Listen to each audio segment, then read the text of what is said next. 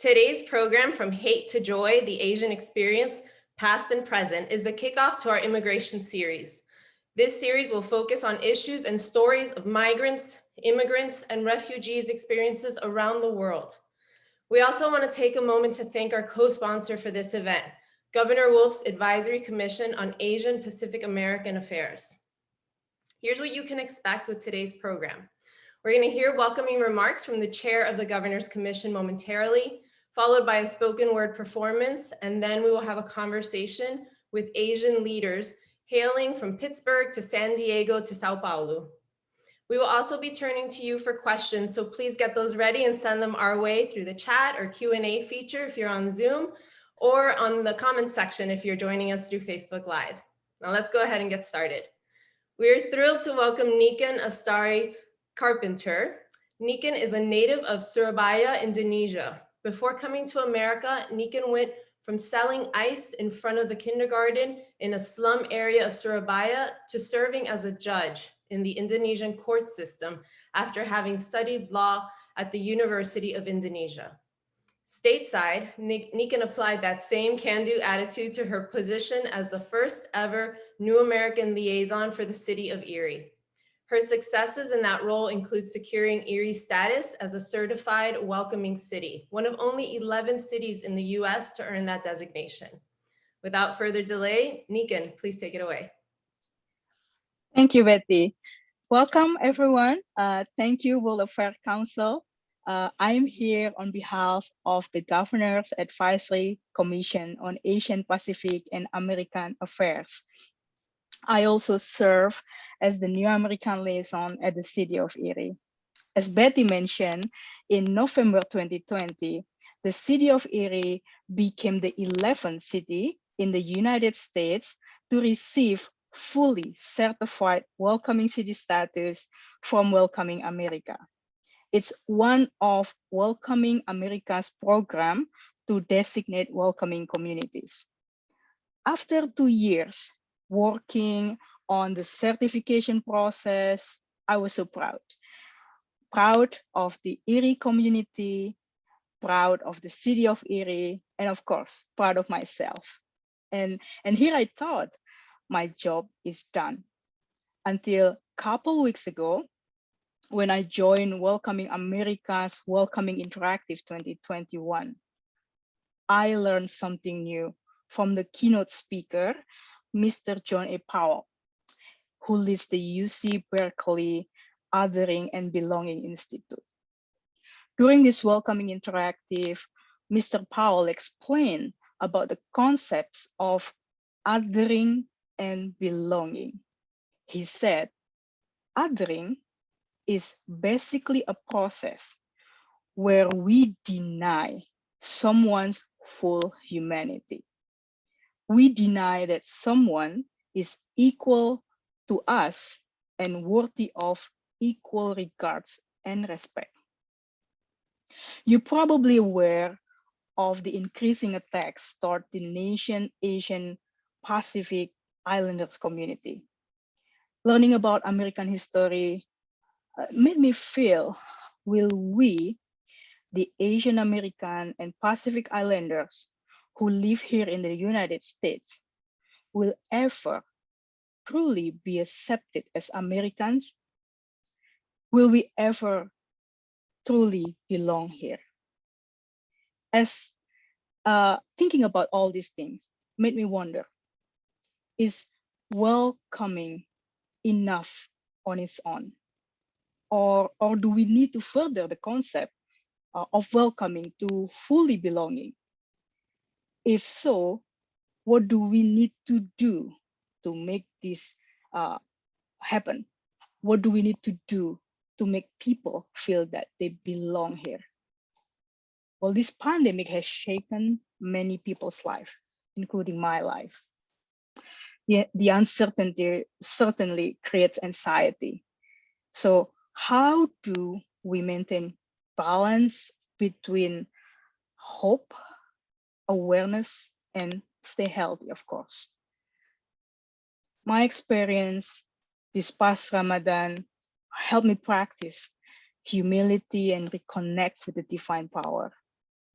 I had the opportunity to sort things out, which things that bring me joy, which things don't. So I hope today's conversation will be meaningful and able to spark your joy. Thank you. And now I would like to introduce you to Alex Liu. Alex is an Asian American artist, performer, and a writer based in California, Los Angeles, California. So Alex, floor is yours. Thank you. Thank you so much, Niken. I appreciate you for the beautiful introduction and for your contributions as well. Hello, everyone. My name is Alex. I'm a spoken word performer, writer, and teaching artist as well. It's my honor to be here, to be welcomed by the World Affairs Council of Pittsburgh, and to be here for the event. What I am here to show y'all today is a little bit something called spoken word. And if anyone is familiar with that, that's the specific art form that Amanda Gorman had performed for the inaugural poem this past start of the year. So spoken word, my mentor has always told me, is poetry that is off the page and on the stage. And it's a beautiful art form that I feel really tells a story of authenticity, of humility, of honesty from the writer's perspective. And so I figured it'd be a good time to teach y'all a little bit about the language of my people, which is specifically Chinese Mandarin, if y'all would entertain me today. The first rule when speaking Chinese is knowing that a word can mean different things based on how you announce it, right? So let's take the word ma, for example. That means horse. But if we were to take that same word and give it a little bit of oomph, say it like this, ma, that means to scold.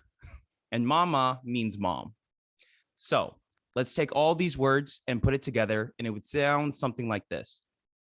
我妈妈的妈, which translates to, I scolded my mother's horse. A lesson to speak with conviction or else not speak at all. This language is as much a dance of the tongue as it is a painting on page. Sentence structure goes as follows.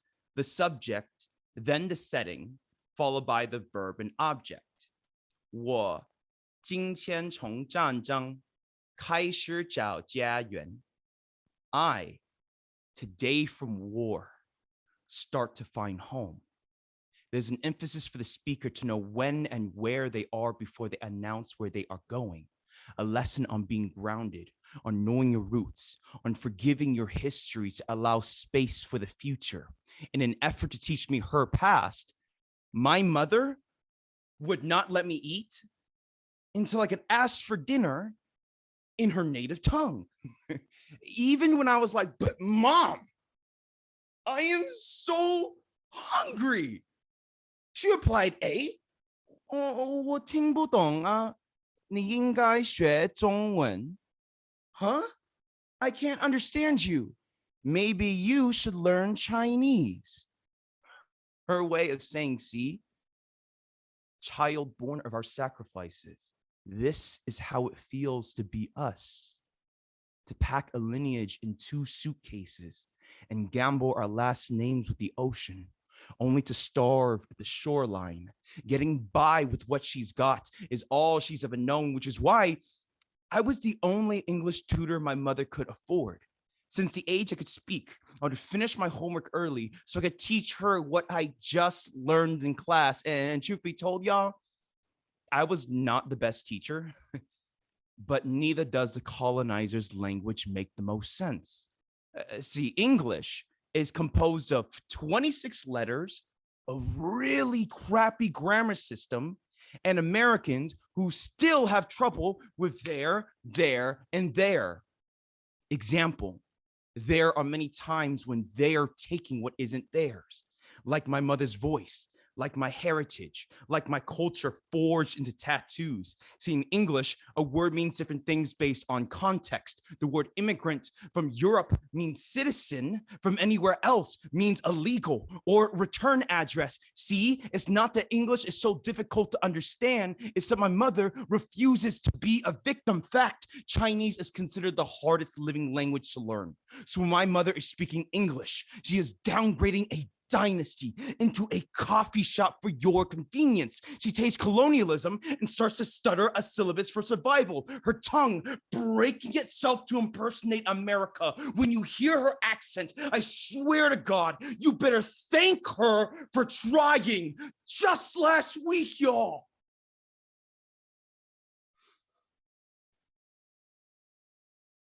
My mother and I were watching a Chinese film with no subtitles.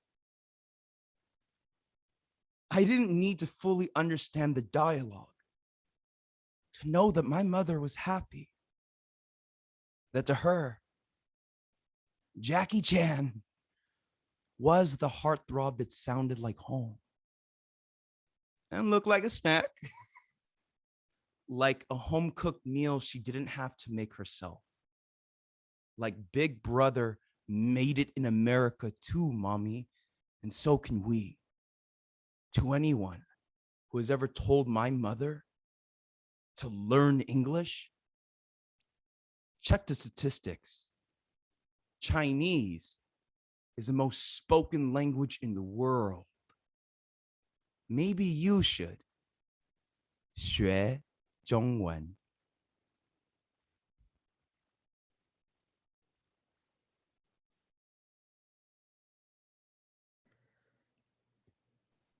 That was so incredible. Thank you, Alex, so much. Alex Liu, everyone. What a powerful, powerful, beautiful performance. Thank you so much for your artistry and time with us here today.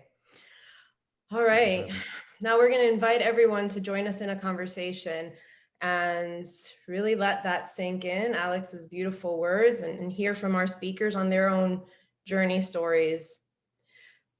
So it's my pleasure to introduce Jasmine Cho, Pittsburgh-based artist, author, and cookie activist, most known for using portrait cookies to elevate representation of Asian Americans and Pacific Islanders. Samuel Tsoi is the assistant director for the 21st Century China Center at UC San Diego, where he produces a podcast, events, and programs to promote research and dialogue on US-China relations. Marian Lien is a director of education and inclusion and global awareness at St. Edmund's Academy. With a background in social justice woven throughout her career, Marian brings a thoughtful and strategic awareness of diversity, equity, and inclusion work to everything she does. And Marcelo Pan is a lawyer with more than 10 years of experience in the infrastructure and technology related areas and currently works as the legal director for Paper Excellence in Brazil. He's joining us from Sao Paulo. Welcome, everyone. Thank you again for being here with us. Now, let's take a moment and kind of go down the line and hear from you. Just if you can each share in a couple of minutes your journey story, anything specific that you want our audience to know about the Asian experience through your eyes. Obviously, you're not representing the entire Asian community, but you're representing your voice, which is incredibly important to our audience, and how your history, how this story has shaped you. Jasmine, why don't we start first with you? Yeah, before I share my story, I just again have to say, Alex, thank you. That was so amazing. I feel like I'm reverberating right now from within. Whew. Yeah, so hello, everybody. My name is Jasmine Cho. I identify as Asian American, specifically a second generation Korean American woman. Both of my parents immigrated here from South Korea, and I was born and raised in Tongva Nation, or also known as Los Angeles, California, and that's primarily where I grew up. But I would say that actually, now that I'm thinking about it, my time in Pittsburgh might have finally eclipsed my time in Los Angeles.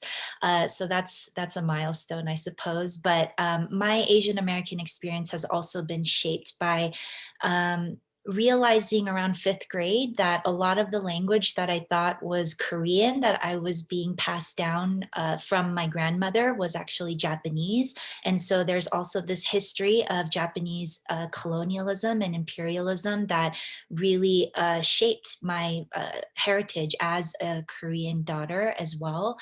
And it's also been shaped by not only living in Los Angeles, but also Albuquerque, New Mexico, Honolulu, Hawaii, and here in Pittsburgh, Pennsylvania. So I've really experienced feeling like a minority of minorities, but also in Honolulu, suddenly becoming part of the majority. And it's just very complex, I would say. So my dad, yeah, I think that there's just so many layers yeah, to unpack and unravel, but that's, I guess, me in a nutshell. Great. Thanks, Jasmine. Yeah, reflecting on what Alex shared and also what you shared, and Jasmine, and how your identity evolves and differs as you have lived across the different parts of the country. So I would also identify as Asian American, but it's not something that was natural. Obviously, it's something that I still wrestle with in terms of that identity, but definitely most intimately identify with Hong Konger. That's where I was born before I immigrated here. And then as I growing up here and, you know, reflecting on Alex's poem, I had to struggle to keep my Chinese heritage and language. Of course, in the very beginning, it was a subject of mockery, just like how my lunchbox smells. I was very cognizant of the accent I have, and I fought really hard to correct it, only later to know, why do I need to correct it? And also, why do I feel like I had to learn English at the expense of losing my Chinese? And I grew up in Boston, so I also identify as a Celtic in terms of my basketball allegiances. And now I live in California, and I'm a new San Diegan. And so those are all different layers of my identity and how that obscures or hides or brings out certain Asian traits in me.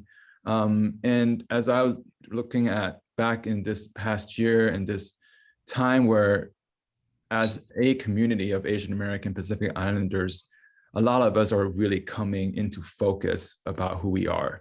And I, like many people, have, you know, really trying to reflect on history and how we got here today, and the fact that what we have seen in terms of the rise in violence and discrimination and hatred is not new at all. In fact, it's something that has just come back. And one phrase that keep haunting me is the label or the phrase yellow peril.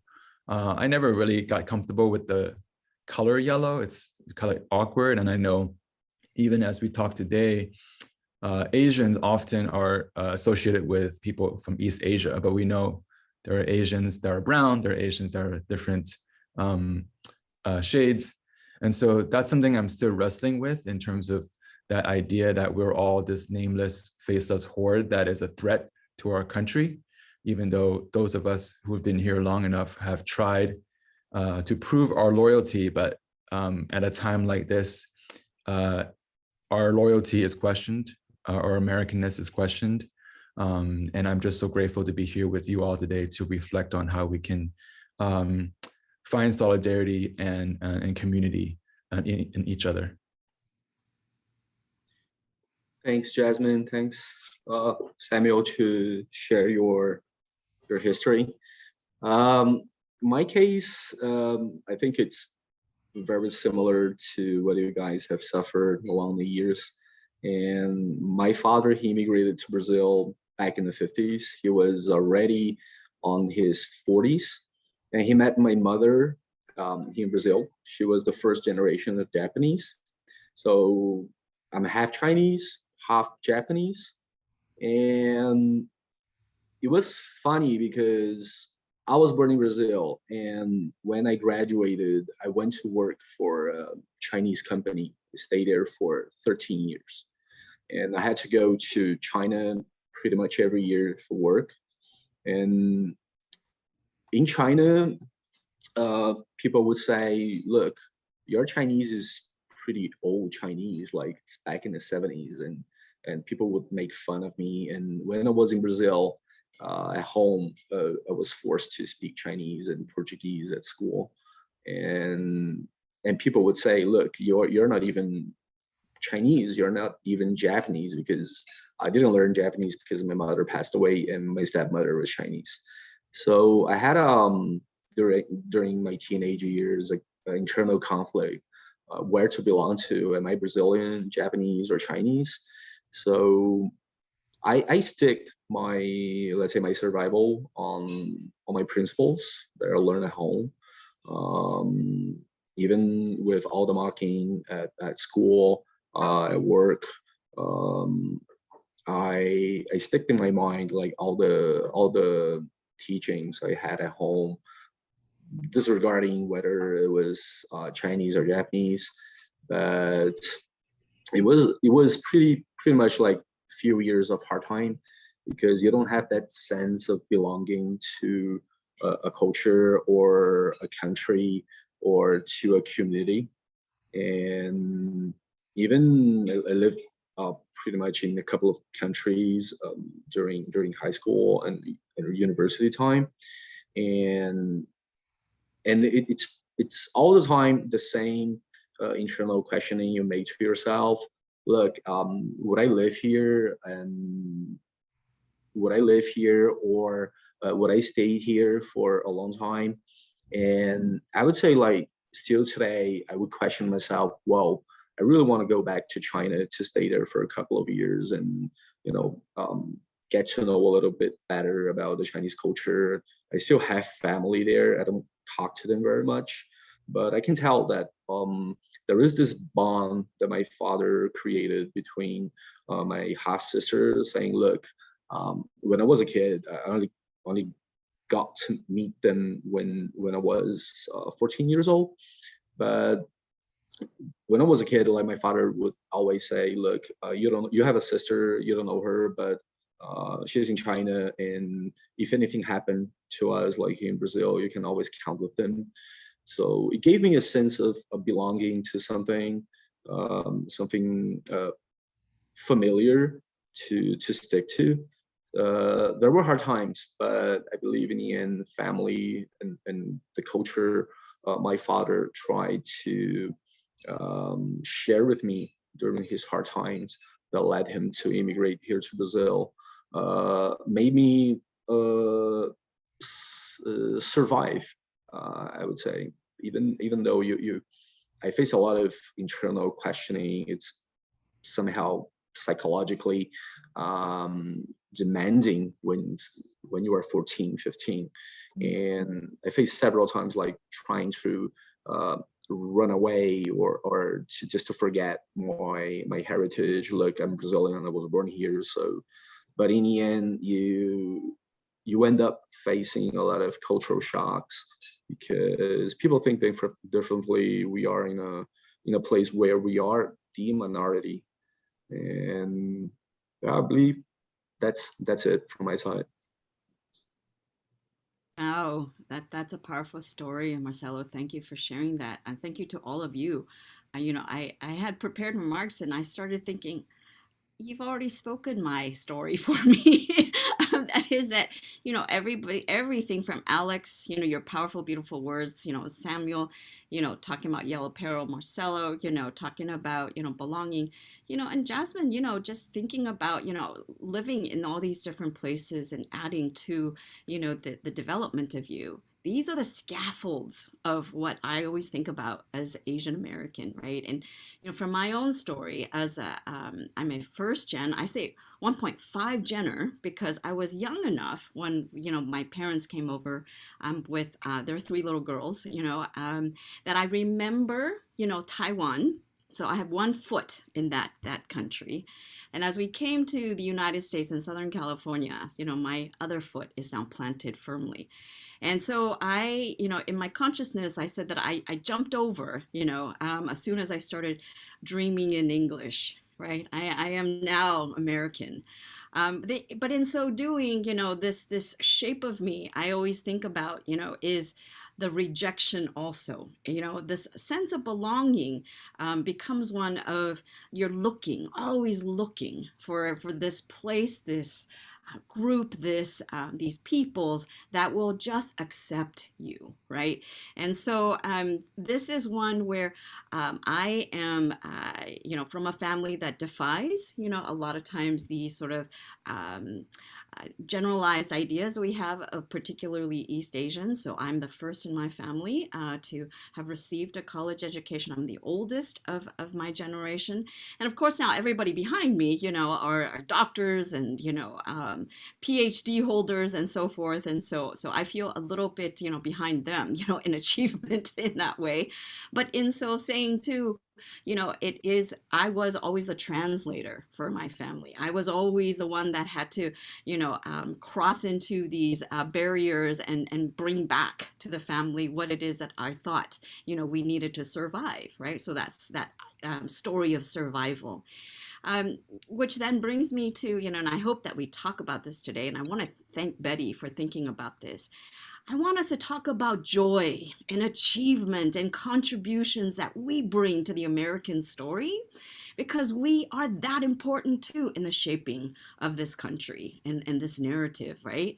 And so I have, you know, in my long professional journey of thinking about this in ways that I have touched on groups that I think you don't know what we've done, and that's probably why you have these stereotypes of us, or this is why you've treated us, you know, is so badly, or perhaps for our own, you know, young ones, why is it that you don't hold your head higher?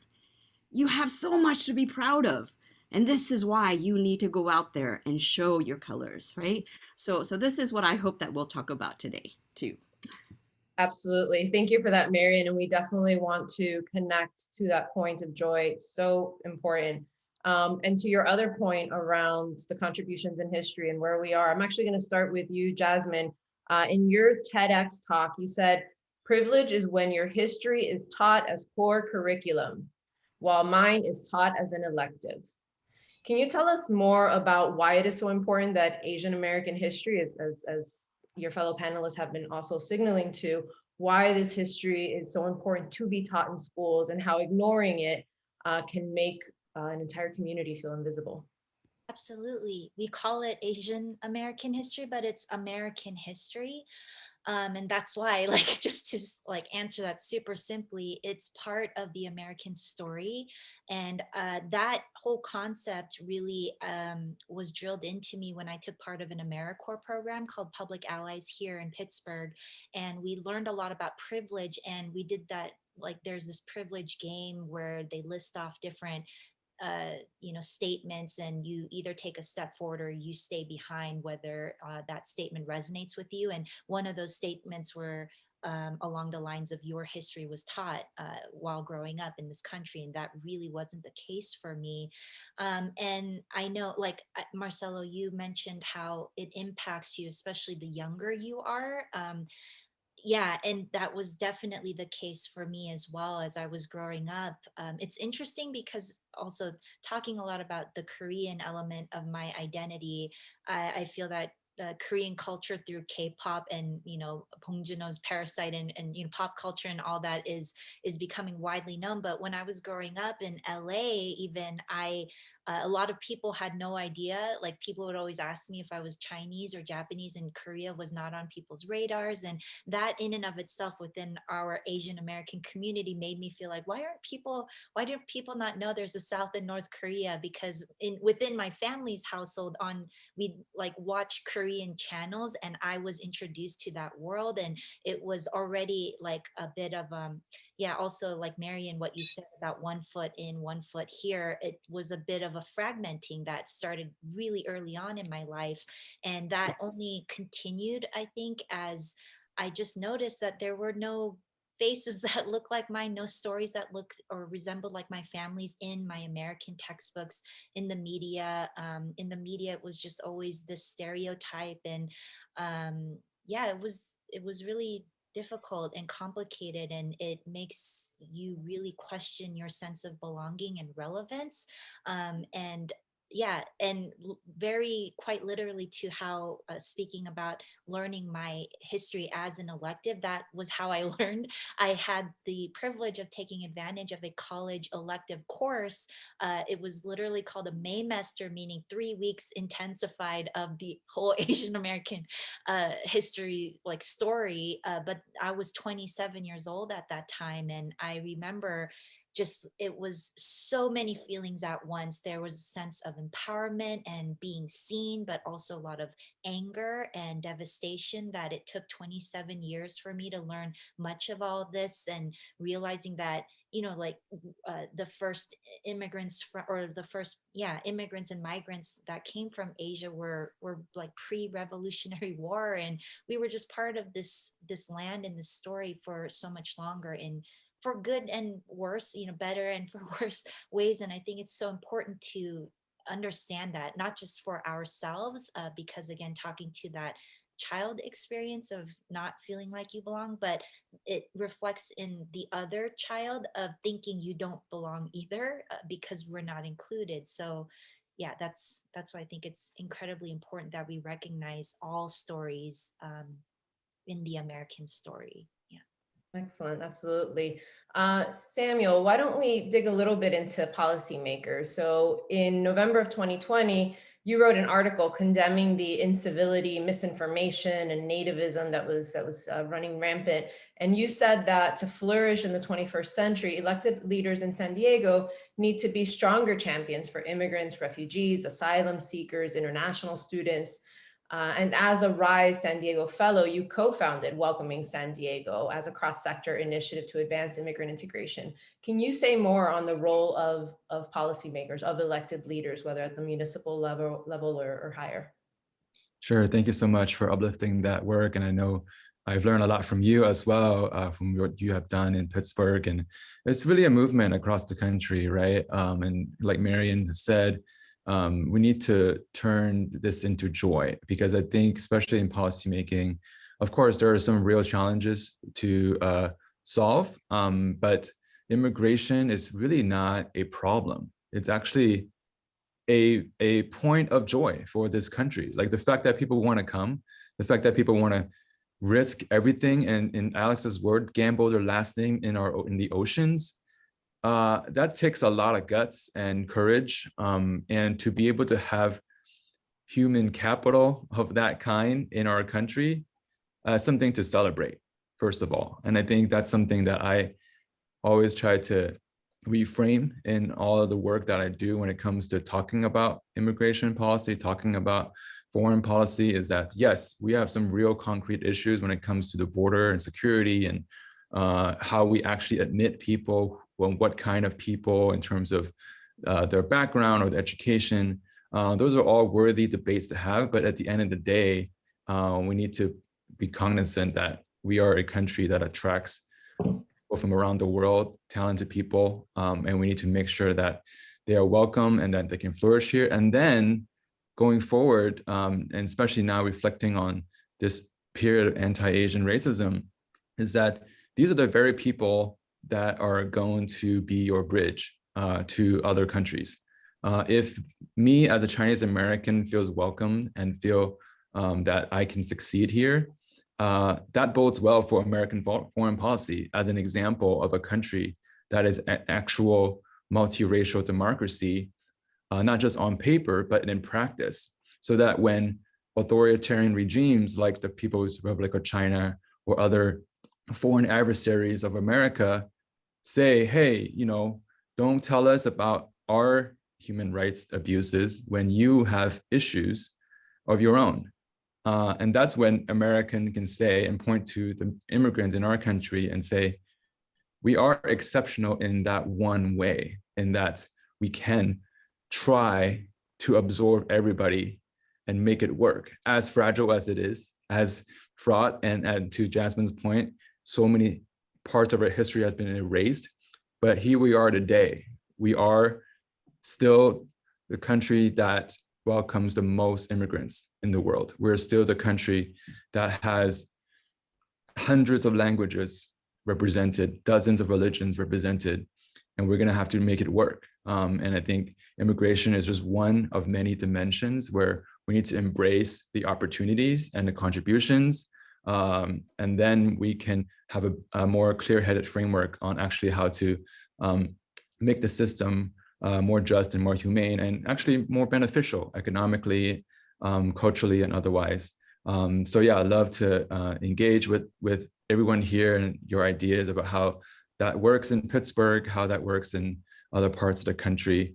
And I think we are at a moment where we are ready to really do that work, both locally, regionally, and then making that case nationally to finally have an immigration system that reflects the forward thinking and the optimism that all immigrants bring to this country. Excellent. Marcelo, let's go to Brazil, also obviously a very, very diverse country. You live in Brazil most of the time. I know you travel around the world for your work still, but Brazil is actually home to a large Asian community, including the world's largest community of Japanese descendants outside of Japan, about 1.9 million people. With the long history of Asian presence in Brazil, and I should say throughout Latin America, which is another thing that we don't learn about, is the Asian presence across Latin America, but in Brazil specifically, can you say what are some of the ways you see Asian culture, Japanese or otherwise, influencing Brazilian culture, perhaps policy as well? Well, the first Japanese immigration was back in the end of 20th century, in the beginning of 1905. And Chinese, the big flow started occurring, well, I would say in the 70s, in the 80s. And in the beginning, people would say, look, they would say, look, hey, Japanese, and I would have to correct them, look, I'm not Japanese, I'm Chinese. And then it gives ground to a lot of questions. Look, how do you distinguish Japanese, Korean, and Chinese? I had to answer so many times those questions. It came to a point that, look, I don't know. I would reply the answer saying, would you recognize if I put Portuguese, a Spanish, and an Italian in front of you? And besides the language, like if you see them, only the appearance, would you distinguish who is who or their nationality? And the same would apply for Asian people. We have Philippines, we have Vietnamese, we have dozens and dozens of countries in Asia, Southeast Asia, and the Pacific, with an Asian background. And even if I was born in Brazil, and I would say, look, I'm Brazilian, and they would say, but you have an Asian face. Well, in the end, I would say it's the Japanese culture here in Brazil. It's already, I would say, second, third generation of Japanese, and for China, even fourth generation. But for Chinese, it's maybe the first or second generation. How has it influenced the development of public policies?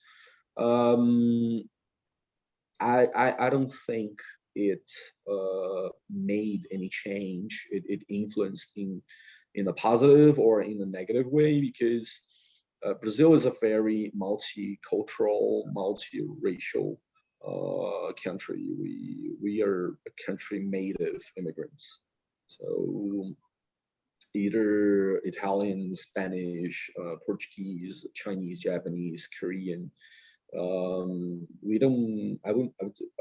If you say Brazilian, they are the Indians who were the native inhabitants here in the 1500s, and the general understanding is, I think, something that really influenced the racism, the escalation of the racism here in Brazil, are when you're a leader, when the government creates racism within their own government. It's like the recent example we can have is the COVID, and people just follow the understanding of your leader when someone's saying, look, this is the virus, the Chinese virus, or this is the virus created in the lab in China. And people start replicating. People start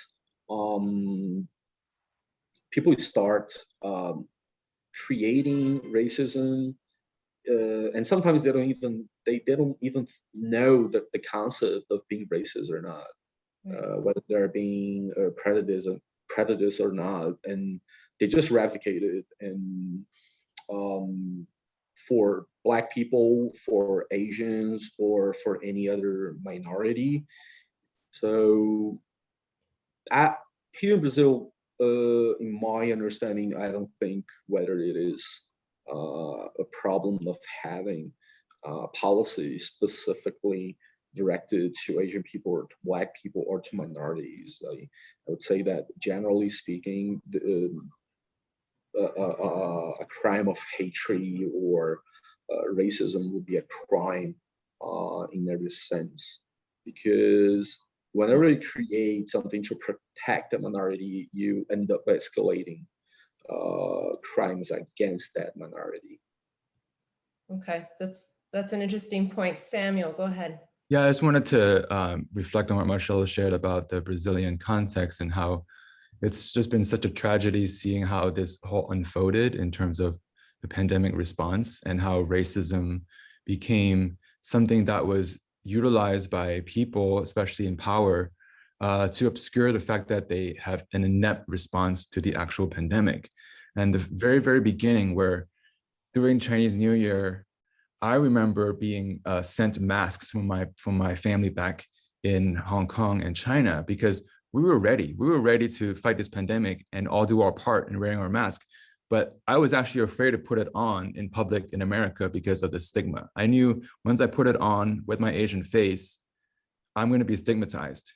But how tragic is that? Because we've missed weeks, if not months, of rallying the world and say, look, Hong Kong has SARS years ago, and we've been able to manage it. We can learn from Hong Kong, we can learn from South Korea, we can learn from Taiwan, but because of racism, because of how our politicians and national leaders have reframed it as xenophobia, it just really, unfortunately, caused so many lives and caused so much time where we could actually be a world where we can fight a common enemy for once, instead of being entrenched in conflict with one another. So I just want to raise that point and how tragic it is still in Brazil and here as well. Yeah, thank you for that. And how, right, a cause that should bring us all together to fight as one, to be unified, instead has had these divisive elements. Marian, I want to go to you to talk a little bit more about this reality around our history, anti-Asian realities right now. So the Center of the Study of Hate and Extremism, for example, reported that hate crimes against Asians in the US skyrocketed by 169% in 15 of America's largest cities and counties during the first quarter of this year, 2021. What do you see as the most important actions individuals and governments can take to help reduce the violence and change this anti-Asian narrative? So Betty, I'm going to ask your forgiveness that I want to first address this on a more community level, then I'll bring it down to the individual, if I may. So, I am at a school, and one of the privileges I have is this microcosm of a community. And at the time, a year ago now, right, year and a half ago now, when all of this was unfolding, we actually had 2 international Chinese students that were with us. And I watched this happen in real time.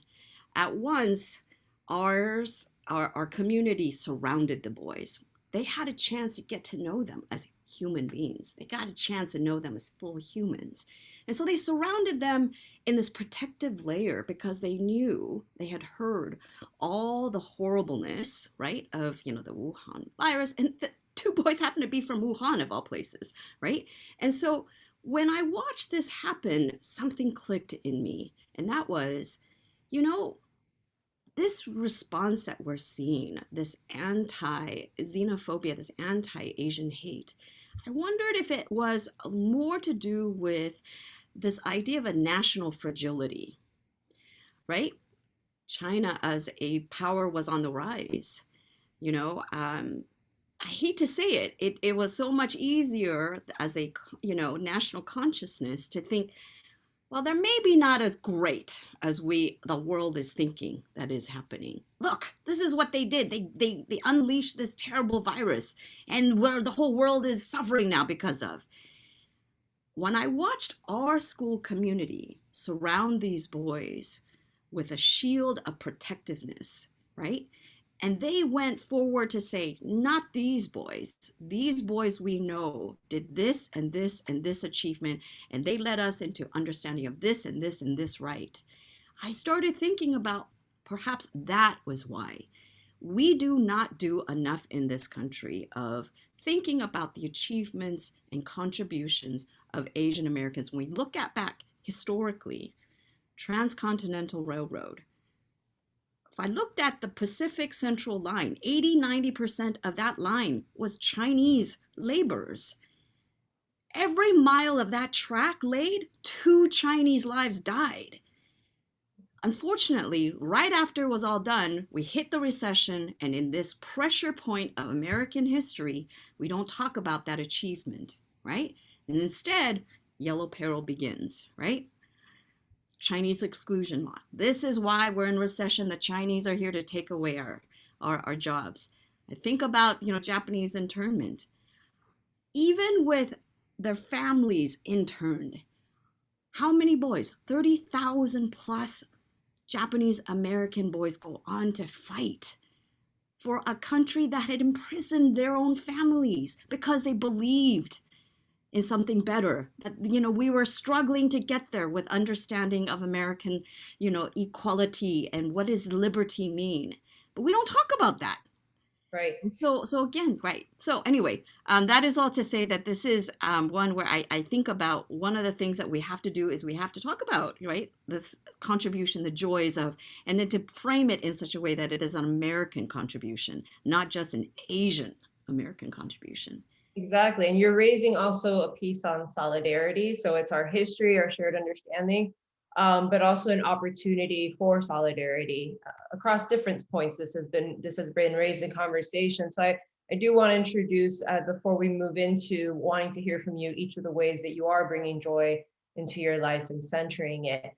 I do want to stay for a moment on this topic of solidarity in this experience, in this moment in history. We are approaching the anniversary of George Floyd's murder, May 25th, the 1-year anniversary. There are calls for solidarity across BIPOC communities, Black, Indigenous, people of color around the world, right, in Brazil as well as the US. And then there are some who even question the solidarity between Black and Asian communities. I had the chance to talk about this a little bit with a few of you offline, and this is a question for whomever wants to take it.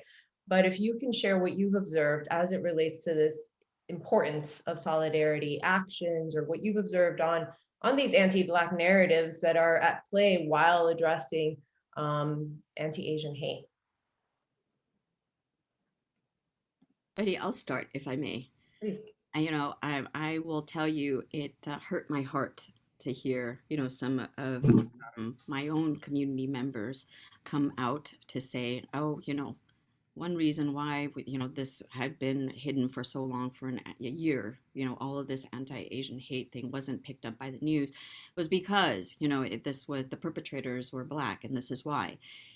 And I want us to understand, when we look at the statistics, is really 1 of 10, you know, they think are Black perpetrators. So to say that this is sort of generalized, they're all Black, this is why, is wrong. We have to go out there and make sure that that information is dispelled, that misinformation is dispelled. And I could point back so many times of, historically, when Katrina happened, when the Vietnamese community down in New Orleans, understood that, and they saw it was the Black community time and time again coming out to stand next to them, right? And to say, don't forget, do not dump all of that into, this area of our Vietnamese neighbors. So we have seen when we come together in solidarity, that's when it becomes powerful, right? That's when we're able to stand up to that white supremacist structure that is trying to oppress us. Yes, just want to piggyback on what Marian said is that unfortunately, this is another moment where the model minority myth is being deployed, that, for somehow Asians, because of our material success, but even that, to address some of the audience questions, even that is being flattened, because if you disaggregate the data, there are a lot of Asians that are struggling as well. And many Asians, and I myself included, who grew up in urban neighborhoods, who went to schools with Black and brown students, growing up, I want exactly what the Black community want. As an Asian American, I wanted good schools. I wanted police accountability. I wanted to feel safe. And just looking back, there's actually so many moments where Black and Asians actually work together, along with Latinx people, along with Native Americans. And that's really how the civil rights movement picked up steam, is that, yes, led by the Black community, and their experience, but it really attracted people from all sorts of communities, including Asian Americans who were on the front lines. And then I also recently learned that during the Trans Exclusion Act, it was Frederick Douglass who was one of the few voices that spoke out against it, because it was, an overwhelming vote in Congress to ban Chinese. And it took someone like Frederick Douglass, who had the personal lived experience of being excluded, to understand that that's not right, and that we are achieving what he calls a composite nation. And so I want to just, and double down on what Marian said and say, this is actually not constructive to say that this is a Black Asian tension, and that we need to build solidarity to build the things that we want to see that will be good for everybody, including white people, actually. Excellent. Would anybody else like to weigh in on this? I think the key for leveling up everybody's understanding towards racial understanding is education. I can give an example. My father, when he was alive, he had a lot of Black friends, and his other Chinese friends will say, look, Black people are not trustworthy, so you should not be close to them. And my father would say, look, we are immigrants here as well, and we are in a country where we are minorities, and we are even the Chinese population, the Asian population is even smaller than the Black population in Brazil. And he taught me something that, well, we are all human beings, and this is something I would even hear from my teachers in school.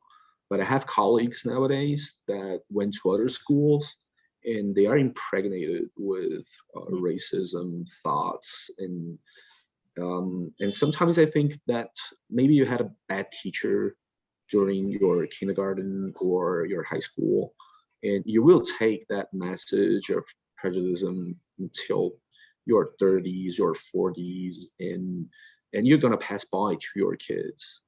So I think there is the education, the government should work on education to draw a line, and it will take time, maybe 1 or 2 generations, to have this free understanding about what is racism or not, and it starts with people understanding the concept of this, and understanding that people are equal. It doesn't matter color, religion, or other things. That's an important point, Marcelo. Thank you for raising that, and that shared reality, unfortunately, that it is universal right now, and that it's been happening for many generations, but that the time is now long overdue. We have, and thank you, Sam, for pulling in questions from the audience of how we are lumping together the Asian experience, we being the collective we, and not seeing people for their whole selves and their identities, including multiracial experiences. We have another comment from the audience, and I want to pull this into the conversation around joy, because this one audience member is indicating the role of the media in all of this, unfortunately, right? And not lifting up the joyful narratives, but rather lifting up other narratives, and how that fuels some of exactly what we're talking about. Jasmine, your role has been, and I'd love for you to speak whatever aspect of joy you want to introduce, but certainly the work you've done around representation through baking and lifting up the joyful, positive, impactful stories of leaders that has extended beyond the Asian community. Can you share whatever you'd like with us about joy and centering joy in your life? Yeah, I guess I found my personal solution through cookies. Cookies, I say over and over again, I believe are just the most, it's like the best platform for both education and activism, because it's the most disarming. It's universally reminiscent of childhood, of innocence. And I think that that is really what we need to get to, of disarming folks. I have so many thoughts going on right now listening to everybody, but not only the, I just have to say this, like, not only like the issue of like anti-Blackness or Black and Asian butting heads or anything like that, but I remember also in the beginning of the pandemic that certain different Asian groups were trying to say, I'm not Chinese, I'm Korean. And like, there's actually, that's also very historical as well. And, you know, I just think a lot about that word, Marcelo, you said survive, has really stuck with me too. Like this issue of trying to like sometimes we believe that closing ourselves is a mechanism of survival. I think that's a human psychological thing, but we have to learn how to step beyond that and connect to each other. And hopefully joy is also that spark that helps bring people beyond that trauma, you know, like, and I'm really glad somebody in the audience brought up the media, because that was hugely on my mind as well. What narratives are being put out there that are actually perpetuating trauma for a lot of communities, and perpetuating traumatic narratives of like, it's not just about the Asian community too, but I know a lot of the Black community, there might be narratives that they believe Asians have also caused harm on them. And so what do we do to counter these narratives and like show up for one another? Sorry, I feel like I'm talking very disjointedly, but yeah, I think, again, joy is so important to protect personally for ourselves, but for one another. And I think joy is magnified when we can come together and recognize the common ground and common, you know, the commonalities that we share between one another. And yeah, cookies is one thing, but it's just a doorway to open to deeper connections, I believe. And that's, at least that's my intention. Absolutely. Beautiful. And whoever hasn't seen your TED Talk yet, they should go and Google it, because it's a beautiful representation of what we're talking about here. Marian, you were wanting to speak to joy, so please do. Well, you know, absolutely. You know, especially for our Asian American members here, you know, remind our young ones they are so important. And it's not just important to remind them that, you know, we're a discriminated group in this history of, right? We have to remind them of all the contributions that happened, that shaped this great country of ours because of their forefathers before them and foremothers and so forth, right? And so, and also, you know, like this week, we're going to be celebrating joy by making mochi, you know, at school. just because we're going to do things with our hands. We're going to be making bentos with our hands. We're going to eat joy too. So, and for those of you, you're all welcome. As soon as this pandemic is done, we have all of Jasmine's beautiful cookies on display at the school. So, and talk about great conversations. They spark all sorts of wonderful ideas in our kids to think about how they're going to be the next president because they're going to solve these issues. So. Absolutely. I love it. Any other closing remarks, Samuel or Marcelo, on joy and how you're finding joy in your life through your culture, through anything that you're doing to connect with joy? Yeah. Food. Food again. Food's a big one. Yep.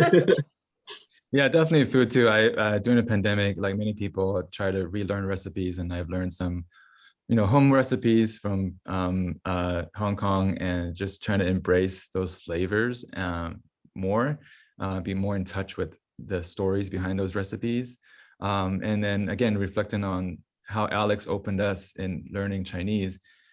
It's been a joy, even as rusty as my Chinese is, just to relearn it, especially actually through my daughter's lens, because during the pandemic, she goes to a Mandarin immersion school and she's biracial.